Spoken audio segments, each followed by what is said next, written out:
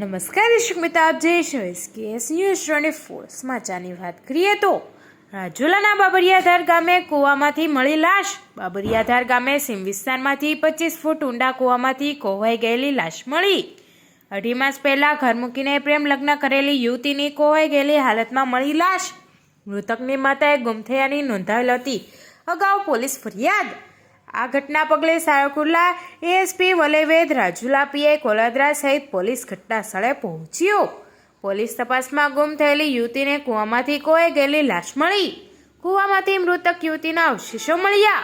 મૃતક યુવતીના પતિએ હત્યા કરી લાશ કૂવામાં ફેંકી દીધી હોવાની વિગતો બહાર આવી.